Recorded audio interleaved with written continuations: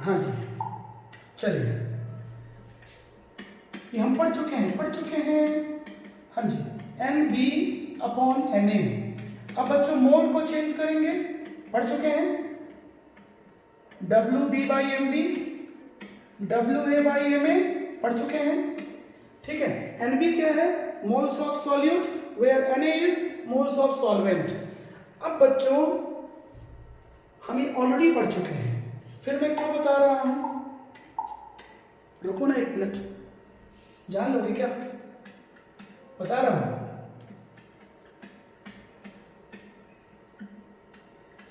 हाँ जी, जब आप पूरा फॉर्मूला जब पुट करेंगे तो आप देखेंगे अपॉन में आएगा MB, और MB क्या है? मेगाबाइट्स नहीं है। MB का मतलब क्या है? Molecular mass of solute, molecular mass of solute, विलेय का अणुभार। अरे भाई ये हम पढ़ चुके हैं सारी चीजें, ठीक है। Molecular mass of solute, clear है? ये क्या है? This is RLVP। सो यहां से बेटा कंक्लूजन क्या आया? इसको हम ऐसा भी तो बोल सकते हैं। अरे यार यहाँ पे क्या है? WB है, ठीक है, और यहाँ पे क्या है? WB/MB, ठीक है, और नीचे क्या था? WA था, सब लिख दे रहा हूं, लो, ठीक है। क्लियर हो गया? तो बच्चों यहां से क्लियर है, RLVP inversely proportional to MB, मतलब relative lowering in vapour pressure inversely of molecular mass of solute. अब मैं इसे क्यों कर रहा हूं एक्सप्लेन? जस्ट वेट करिए, 2 मिनट वेट करिए। मैं क्यों बता रहा हूं ये चीज? अभी देखते जाइए। अभी देखो ना यार, फिल्म देखते हो, फिल्म में क्लाइमैक्स का वेट करते हो ना, क्लाइमैक्स का, ठीक है, वैसे यहां भी वेट करना पड़ेगा। RLVP inversely proportional to molecular mass of solute, ठीक है, बोलिए ठीक है, बता रहा हूं, वेट करिए। इसके बाद बच्चों हमने पढ़ा था ऑस्मोटिक प्रेशर। ऑस्मोटिक प्रेशर का फॉर्मूला हमने क्या पढ़ा था? Pi is equal to CRT। C क्या है? मोल अपॉन वॉल्यूम, पढ़ चुके हैं, where pi is osmotic pressure, परासरण दाब, ठीक है। अब बच्चों मोल का फॉर्मूला क्या होता है? Given mass upon molecular mass, होता है कि नहीं होता है? 2 फॉर्मूले होते हैं। अब आप यहां पे पुट करिए W/M/V/RT। अब बच्चों ध्यान से देखिए, देखो मगर प्यार से, यहां से भी क्लियर है। अगेन देखो ना,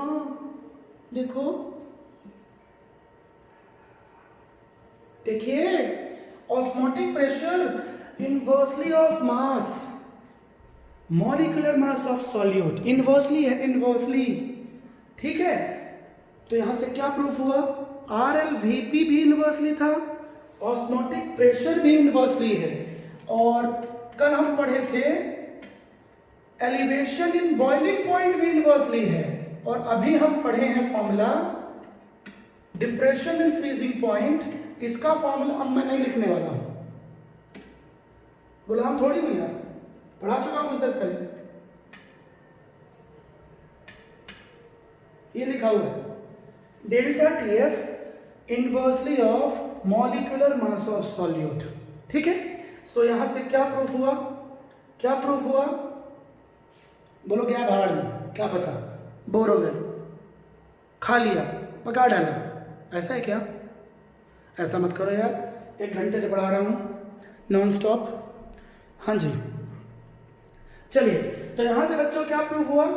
RLVP osmotic pressure, elevation in boiling point and depression in freezing point, इन चारों कॉलिगेटिव प्रॉपर्टी में एक चीज कॉमन है, ये सभी मॉलिक्यूलर मास के इनवर्सली हैं। ये बहुत इंपॉर्टेंट कंसेप्ट है। सो यहां से बच्चों रात शबनमी भींगी चांदनी, यहां से बच्चों कंक्लूजन ये आ गया। CP का मतलब क्या है? कॉलिगेटिव प्रॉपर्टी, कॉलिगेटिव प्रॉपर्टी, ठीक है। Colligative property always inversely proportional to molecular mass, ठीक है। बोलो, क्लियर हुआ? बोलो ना, ठीक है, बोलो ना, क्लियर है, समझ आ रहा है? चलिए, सो ये ब्लॉक कर लीजिए, this is important theoretical concept, ठीक है बेटा। तो ये हो गया बच्चों। हाँ, अब यहाँ मतलब क्या हुआ, जिसका मास ज्यादा होगा उसकी कॉलिगेटिव प्रॉपर्टी भी ज्यादा होगी। फॉर एग्जाम्पल आपके सामने है ग्लूकोज, ठीक है, और आपके सामने है सुक्रोज। अब इन दोनों में कॉलिगेटिव प्रॉपर्टी किसकी ज्यादा होगी? मास के इनवर्सली होता है। तो मास किसका ज्यादा है? सुक्रोज का। सुक्रोज है, सुक्रोज इसका मास ज्यादा आएगा, C12 कार्बन 12 है, ठीक है, इसका मास ज्यादा है और इसका मास कम है, क्लियर है। तो जिसका मास ज्यादा होगा उसकी चारों कॉलिगेटिव प्रॉपर्टीज की वैल्यू कम आएगी, ठीक है। अब कुछ छोटे छोटे क्वेश्चन पे आते हैं पहले। हाँ जी, समझेंगे बच्चों? छोटा सा क्वेश्चन, कॉलिगेटिव प्रॉपर्टी, ठीक है, क्वेश्चन आता है कॉलिगेटिव प्रॉपर्टी, चार ऑप्शन दिए रहेंगे, किसके लिए मैक्सिमम है, ठीक है। बात समझ में आ रही है? चार ऑप्शन दिए रहेंगे, ठीक है, चार विकल्प दिए रहेंगे, ठीक है। किसके लिए अणु संख्या गुणधर्म का मान अधिकतम है? 1/10m NaCl, 1 भैया m का मतलब माधुरी नहीं है, माधुरी दीक्षित, ठीक है, धक धक गल नहीं है। m का मतलब पढ़ चुके हैं अपन, मोलारिटी, ठीक है। और ये क्या है? ग्लूकोज है। थर्ड ऑप्शन है बेटा 1/10m AlCl3। और बेटा फोर ऑप्शन है जो बहुत फेमस है, अक्सर क्वेश्चन में आता है, K4FeCN6, ठीक है। आपको पता करना है which has maximum colligative property. अब बच्चों इसी क्वेश्चन को ऐसा पूछ सकता है, कैसा पूछ सकता है कि इन चारों में से ऑस्मोटिक प्रेशर किसका मैक्सिमम है, किसका मिनिमम है, RLVP किसका मैक्सिमम है, किसका मैक्सिमम मिनिमम है, डेल्टा TB किसका मैक्सिमम मिनिमम है, डेल्टा TF किसका मैक्सिमम या मिनिमम है, ठीक है। बेटा पढ़ाते पढ़ाते थोड़ा जोश में आ जाता हूँ मैं, तो मेरे गले में प्रॉब्लम स्टार्ट हो जाती है, देखिए थोड़ा कम बोलूँगा। हाँ जी, तो बच्चों हमको वी नो दैट, आप लिखेंगे colligative property directly proportional to number of ions of solute, number of ions of solute, या इसी को मोल्स बोल सकते हैं, moles of solute, number of particles of solute. एक ही बात है, एक ही बात है, पढ़ा चुका, ठीक है, क्लियर है बेटा? ठीक। अब आपको ये पता लगाना है कि इन चारों में नंबर ऑफ आयंस किसका ज्यादा है। कंसंट्रेशन तो चारों में सेम है, देखिए 1/10m 1/10m, ठीक है। इसमें 2 आयंस होंगे, ग्लूकोज कभी डिसोसिएट नहीं होता, इसमें 0 आयंस होंगे, इसमें 4 आयंस होंगे, 1 एल्यूमिनियम और 3 क्लोरीन, 4 आयन। हाँ बच्चों ये बहुत इंपॉर्टेंट है, तो इसमें होंगे 4 आयन प्लस 1 आयन, क्योंकि बेटा अभी आप नहीं पढ़े हो, अभी 12th की केमिस्ट्री जस्ट स्टार्ट हुई है, अपन पढ़ रहे हैं फर्स्ट यूनिट। बेटा स्क्वायर ब्रैकेट आज के बाद कभी भी आ जाए, स्क्वायर ब्रैकेट के अंदर जो भी है ये कभी डिसोसिएट नहीं होता है। These compounds are known as coordinate compounds, संकुल यौगिक, कोऑर्डिनेट कंपाउंड्स, संकुल यौगिक, ठीक है।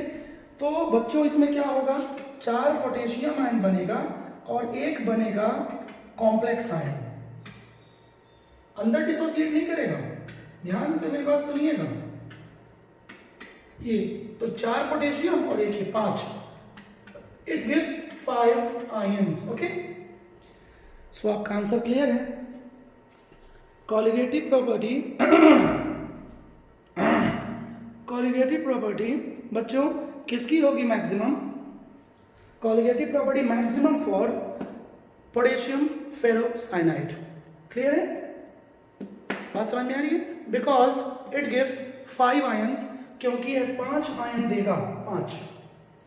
उसके बाद होगी इसकी, उसके बाद होगी इसकी, और मिनिमम होगी इसकी। ठीक है, इसी क्वेश्चन को ऐसा पूछ सकता है, इन चारों में ऑस्मोटिक प्रेशर किसका मैक्सिमम है? इसी का होगा, फिर किसका होगा? इसका होगा, फिर इसका और फिर इसका। ठीक है, आरएल वीपी किसका मैक्सिमम है? Same answer, same answer. Depression in freezing point किसका मैक्सिमम है? ये। बट बच्चों एक बात बताना भूल गया हूं मैं, ध्यान से सुनिएगा। Freezing point is not a colligative property। हिमांक बिंदु कॉलिगेटिव प्रॉपर्टी नहीं है। फिर हम क्यों पढ़े हैं?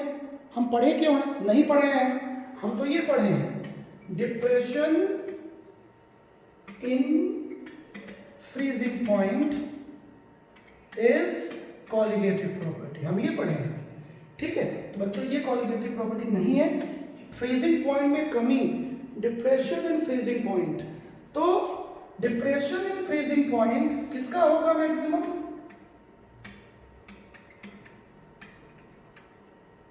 इसका होगा। अभी कुछ देर पहले पढ़ाया हूं। तो डिप्रेशन का मतलब क्या होता है? कमी, मतलब फ्रीजिंग पॉइंट सबसे कम किसका होगा? इसका होगा। ध्यान सुनिएगा। लेकिन डिप्रेशन इन फ्रीजिंग पॉइंट किसका मैक्सिमम होगा? इसका होगा। दोनों लैंग्वेज में हल्का सा डिफरेंस है। ठीक है, depression in freezing point maximum for K4 FeCl6। ठीक है, अब बच्चों खत्म हो गया, इसकी कहानी खत्म। अब इस टॉपिक का लास्ट पोर्शन में स्टार्ट करने जा रहा हूं। बेटा आज ही कर दे रहा हूं, करने वाला कल था बट अभी कर दे रहा हूं। हाँ जी, चलिए। So I am going to start the famous topic of solution, want of factor, want of factor, which is denoted by small I, जिसे स्मॉल आई से प्रदर्शित किया जाता है। अब बच्चों ये क्या है? एक्चुअली अभी हमने पढ़ा है कॉलिगेटिव प्रॉपर्टी। ठीक है, अब सुनिएगा, if solute dissociate or associate, ध्यान से सुनना भाई, सुन जरा, सोनिए सुन जरा। If solute dissociate or associate, then actual number of ions क्या हो जाएंगे? चेंजेस।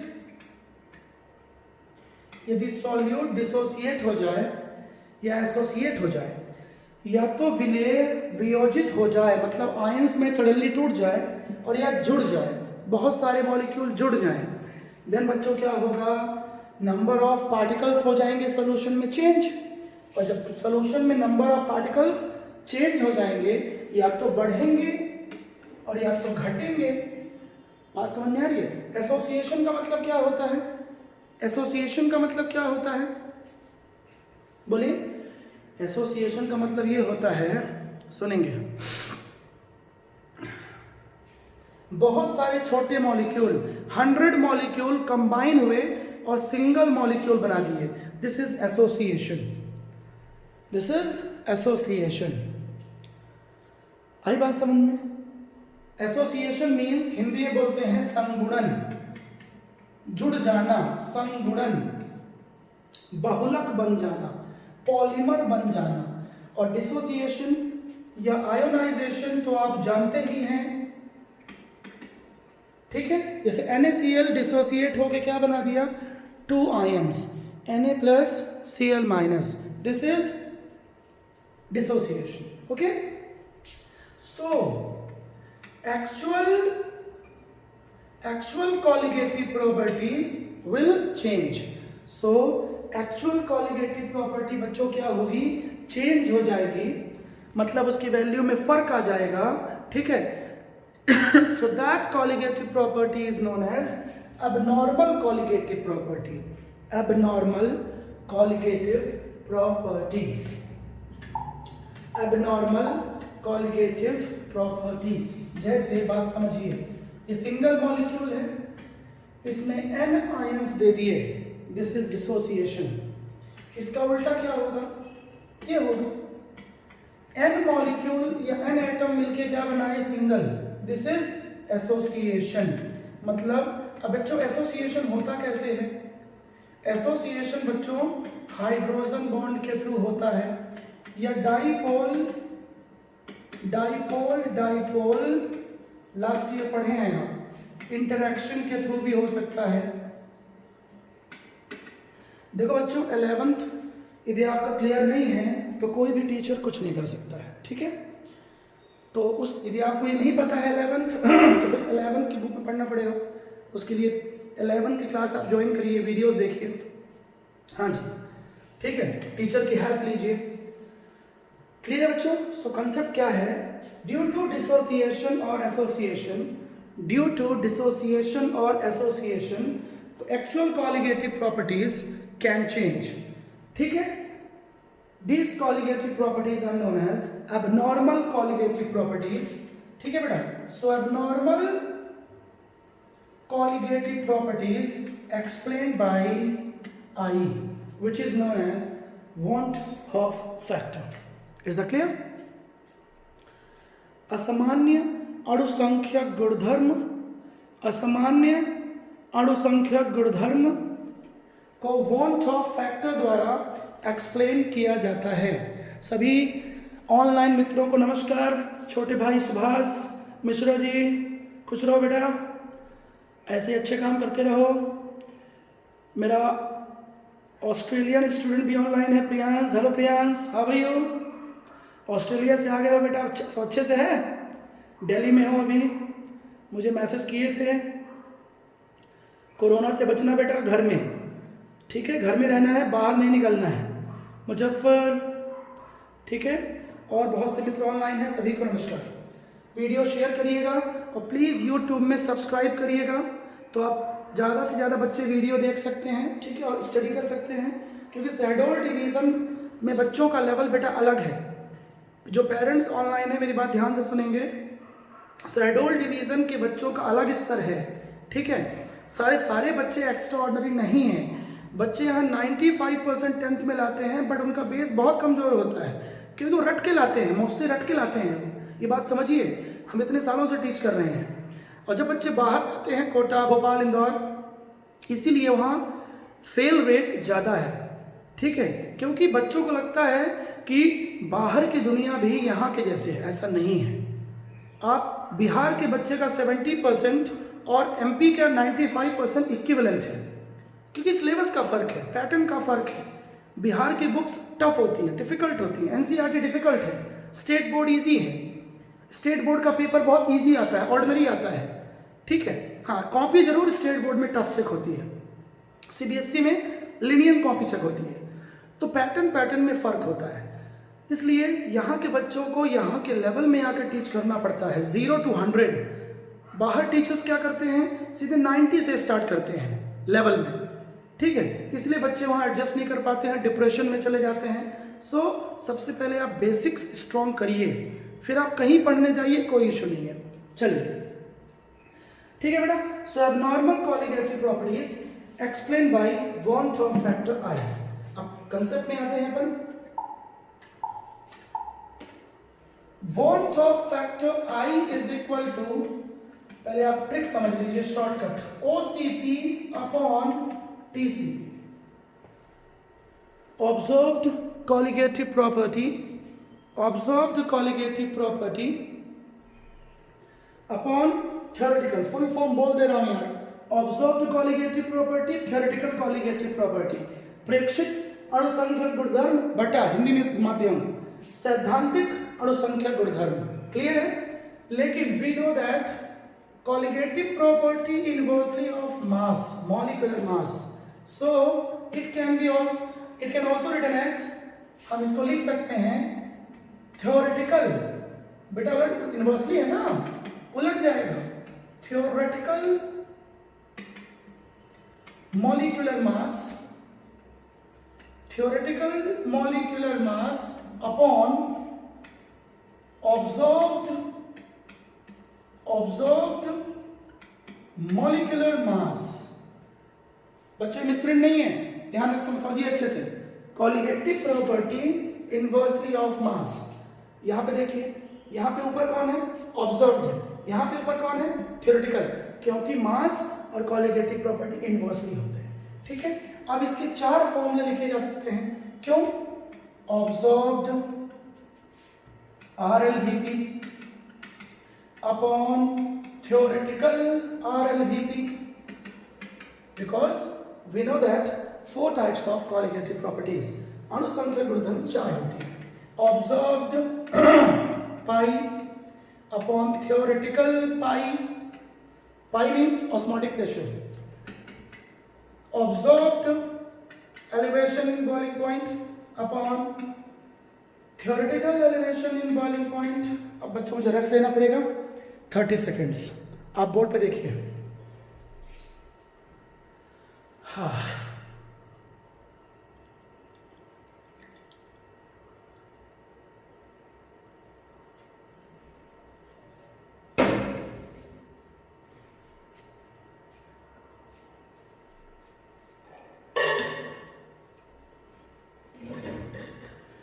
हाँ जी चलिए, ऐसी धाकड़ है ऐसी धाकड़ है, आगे बढ़ते हैं।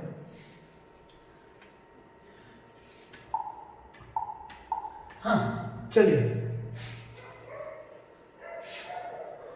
तो बच्चों ये हुआ इसका बेसिक कंसेप्ट, क्लियर हुआ? ठीक है, 4 कंसेप्ट बनेंगे। ठीक है, दूसरी बात समझिए, हमने पढ़ा है pi equal to CRT for example, osmotic pressure का फॉर्मूला।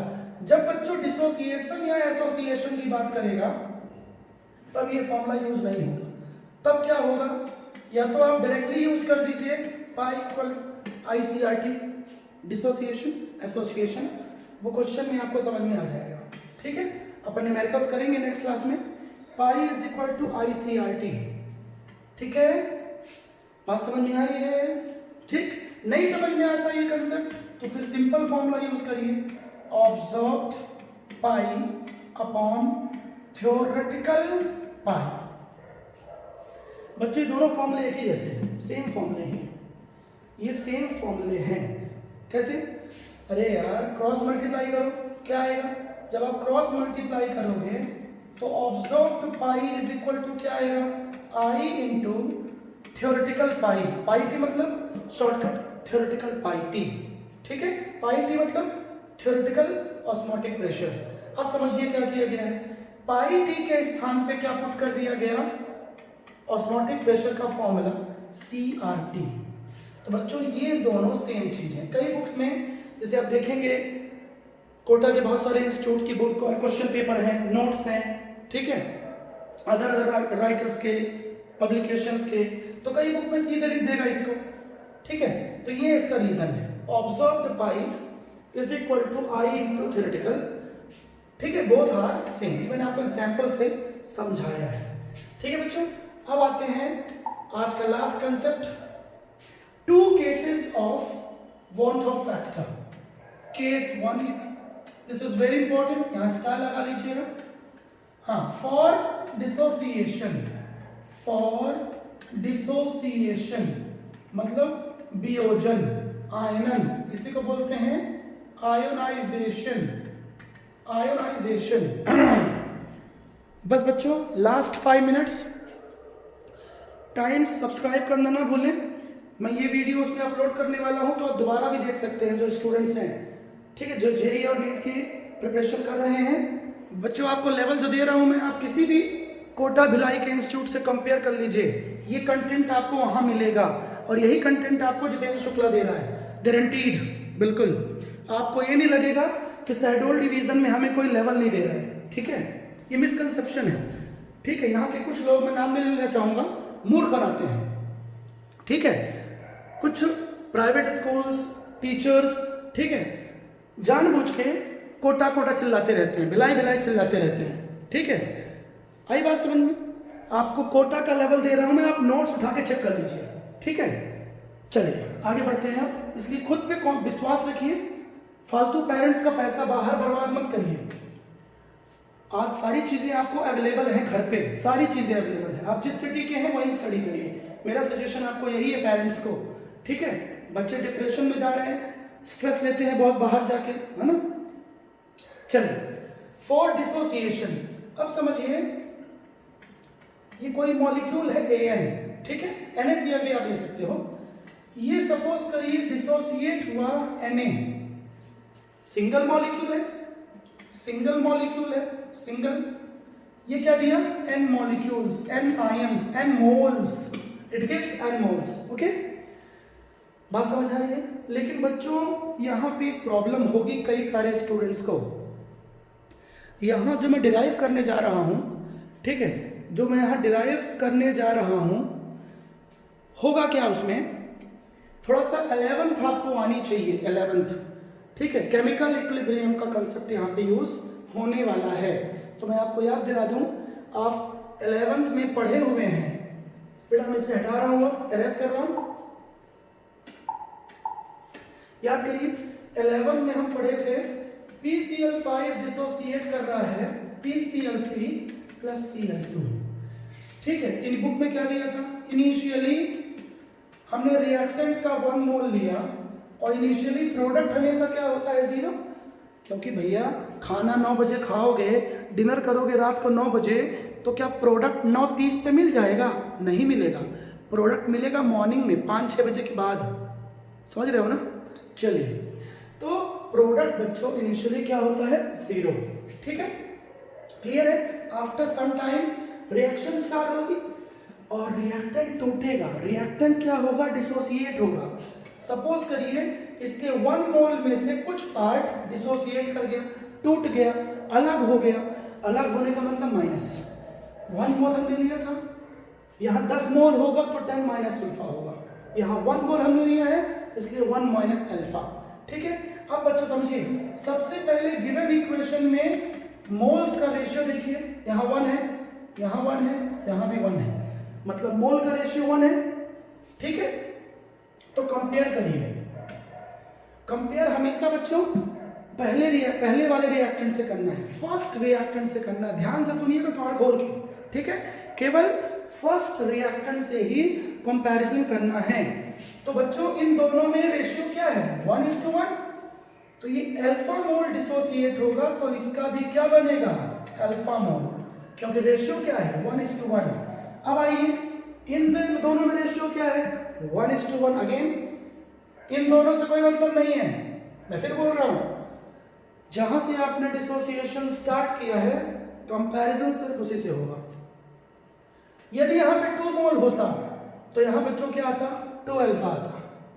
ठीक है बेटा, बहुत समय हो गया है, मैं काफी टाइम से टीच कर रहा हूं बेटा। मैं अब कंटिन्यू, मुझे टीच करने में दिक्कत होती है, मोर देन 1 आवर।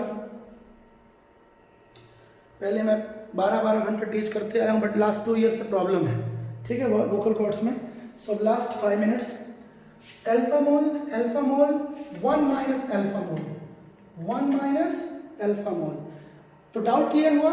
यदि यहाँ पे 2 होता तो 2 अल्फा आता, यदि यहाँ पे 2 होता तो 2 अल्फा आता, 1/2 होता तो अल्फा/2 आता। इस क्लियर? ठीक है, तो इस तरह से डिसोसिएशन होता है। अब टॉपिक पे आते हैं अपन। हाँ बच्चों, फिर वही कंसेप्ट, इनिशियली 1 मोल रिएक्टेंट का है, product 0। After some time, after T time भी लिखा रहता है। सपोज करिए इसका अल्फा मोल डिसोसिएट हो गया। रेशियो क्या है? 1:n है रेशियो, ठीक है। सो इसका क्या बनेगा? n alpha. अभी कुछ देर पहले समझाया ना मैंने, मोल का रेशियो डिसाइड करेगा डिसोसिएशन। इसका यदि अल्फा मोल डिसोसिएट होता है 1 मोल, रिएक्टेंट का अल्फा मोल डिसोसिएट होता है तो प्रोडक्ट का क्या होगा, एन अल्फा मोल बनेगा, फॉर्म होगा, बिकॉज रेशियो क्या है 1:n। क्लियर है? यहाँ पे 2 होता तो 2 आता। आप बच्चे की जान लोगे क्या? ठीक है, क्लियर हो गया होगा, समझ आ रहा है? ठीक, तो अब आगे बढ़ते हैं। हाँ जी, सो अब एक खास बात समझ लीजिए, बताना भूल गया हूं मैं। I इज इक्वल टू, हम पढ़ चुके हैं, observed colligative property upon theoretical colligative property. But बेटा यहाँ पे ये यूज नहीं होगा। फिर क्या यूज होगा? यहाँ पे डिसोसिएशन की बात हुई है ना, तो ऑब्जर्व्ड का मतलब यहाँ पे क्या है समझना, total moles after dissociation, after dissociation upon initial moles before dissociation, initial moles before dissociation, वियोजन के पश्चात कुल मोलों की संख्या अपॉन वियोजन के पूर्व कुल मोलों की संख्या, इक्वेशन 1। तो आई आपको निकालना है तो आपको ये दोनों चीजें निकालनी पड़ेंगी। तो बेटा टोटल मोल निकाल लो पहले after dissociation, total moles after, ये है, कहाँ गया अयो, हटा दिया क्या? अयो राम, तो झोल हो गया, मैंने एरेज कर दिया है, ठीक है। 1 माइनस अल्फा एन अल्फा। सो बच्चों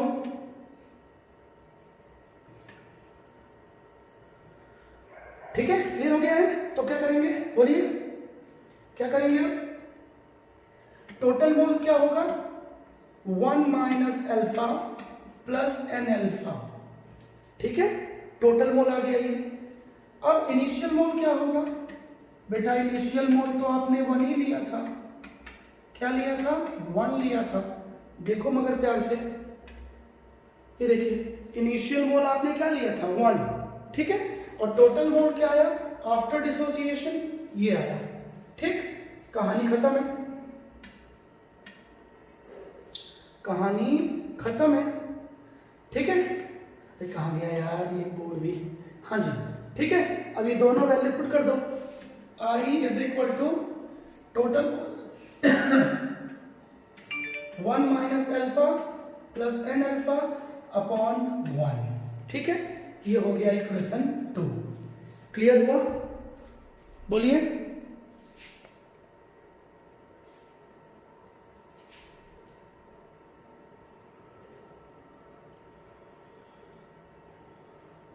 ठीक है, ठीक है बच्चों, क्लियर हुआ? हाँ जी, सो अब आगे बढ़ते हैं। क्या होगा ये जब इसको सॉल्व करेंगे बेटा?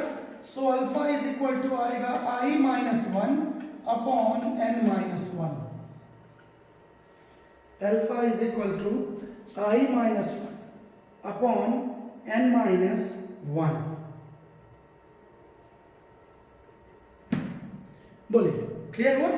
क्रॉस मल्टीप्लाई करेंगे तब ये आएगा, ठीक है बेटा। तो ये हो गया कंसेप्ट ऑफ डिसोसिएशन। ये फॉर्मूला आपको याद रखना है, 2 सेकंड में आंसर आएगा। आई फाइंड करने को बोलेगा। एन क्या है? डिसोसिएशन के बाद नंबर ऑफ आयंस, डिसोसिएशन के बाद ध्यान रहे। अल्फा क्या है? डिग्री ऑफ डिसोसिएशन, वियोजन की दर, आयनन की दर, ठीक है। मान लीजिए बोलता है, अपना फास्ट चलूंगा मैं, मान लीजिए बोलता है कि 50% डिसोसिएशन हुआ है, इसका मतलब 50/100 1 मोल में। सो अल्फा की वैल्यू क्या आएगी? 0.5। 80% बोलता है 0.8, 1 मोल का 80% क्या होगा? 0.8। लेकिन मान लीजिए बोलता है इनिशियल मोल 10 है और उसका 80% डिसोसिएशन होता है, तब 0.8 नहीं आएगा बेटा, तब 0.8 नहीं आएगा। फिर क्या होगा बोलिए? 1 मोल का 80% 0.8, डिग्री ऑफ डिसोसिएशन मान लीजिए बोलता है 80% है, तो 1 मोल का तो 0.8 आएगा, लेकिन मान लीजिए इनिशियल मोल क्या दिया है 10, देन अल्फा 0.8 नहीं आएगा, 10 इंटू 0.8। क्लियर हुआ? ठीक है, आगे बढ़िए। आज का लास्ट केस और टॉपिक भी फिनिश। नेक्स्ट क्लास में हम करेंगे न्यूमेरिकल सॉल्यूशन की। चलिए केस 2 एसोसिएशन। बच्चों एसोसिएशन बता चुका हूं क्या है? 2 molecules of acetic acid, 2 molecules of acetic acid, समझिएगा, ठीक है। 2 molecules of acetic acid, suppose करिए ये एसिटिक एसिड है, 2 मॉलिक्यूल्स, इधर OH कर दीजिए, इधर कर दीजिए, ये हाइड्रोजन बॉन्ड बनता है किसके बीच? हाइड्रोजन और FON के बीच, ये बन गया हाइड्रोजन बॉन्ड, ठीक है। तो ये हो गया बच्चों एसोसिएशन। एसोसिएशन मीन्स किसी बॉन्ड के थ्रू 2 और मोर मॉलिक्यूल्स कंबाइन हो जाए, ठीक है। बात समझ आ रही है? अब बच्चों क्या होगा इसमें? अब इस डेरिवेशन में आते हैं, जल्दी समझेंगे फटाक से। हाँ, n मॉलिक्यूल थे, ये एसोसिएट हो गए और बना लिए सिंगल मॉलिक्यूल। रेशियो क्या है? 1:n:1, ठीक है। इनिशियली इसका 1 मोल लिया गया, वही मेथड, केमिकल इक्विलिब्रियम वाली मेथड, रासायनिक साम्य वाली मेथड। इनिशियली प्रारंभ में हमेशा प्रोडक्ट 0 होता है। आफ्टर सम टाइम, कुछ समय बाद रिएक्टेंट क्या होगा? बोलिए, डिसोसिएट करना स्टार्ट करेगा। सपोज ये अल्फा मोल डिसोसिएट किया, अल्फा मोल, तो बेटा ये α/n बनेगा। क्यों बनेगा α/n? क्योंकि n:1 का रेशियो है, मतलब कम हो रहा है ना, n:1, इसलिए α/n। अब मैं सीधे खत्म कर रहा हूं बेटा। टोटल मोल्स आफ्टर डिसोसिएशन, यहां ऊपर आएगा, आफ्टर एसोसिएशन, तो टोटल मोल क्या होगा बेटा? 1 minus alpha plus α/n। Initial मोल क्या है? 1/1 इक्वेशन 1। कौन सा फॉर्मूला यूज किया हूं? टोटल मोल आफ्टर डिसोसिएशन या एसोसिएशन अपॉन इनिशियल मोल्स। अब इसको बेटा क्रॉस मल्टीप्लाई करोगे, देन फॉर्मूला आएगा 1 minus i upon 1 minus 1/n, 1 minus i upon 1 minus 1/n, ठीक है। बोलिए, क्लियर हुआ क्या? समझ आया? हल्का सा फर्क है और रट्टा हमारी, समझिए। डिसोसिएशन में क्या हुआ था? डिसोसिएशन में ये हुआ था, आमने सामने, ठीक है बेटा। अब इसमें न्यूमेरिकल्स कैसे आते हैं, क्या स्टोरी है, क्या कंसेप्ट है, ठीक है, नेक्स्ट क्लास में बात करेंगे। केस 3 इस टॉपिक का last, isotonic solution. Isotonic solution हम पढ़ चुके हैं, π1 = π2 आइसोटोनिक, ठीक है। बट बेटा कहानी बदल जाएगी यहाँ। क्या कहानी होगी? π1 = I/2 पढ़ चुके हैं। C1 = C2, तो इसी फॉर्मूले को अब ऐसा लिखेंगे, C1 = IC2। इसी को पढ़ा चुका हूँ। आइसोटोनिक को ये भी लिखा जा सकता है, N1 = IN2।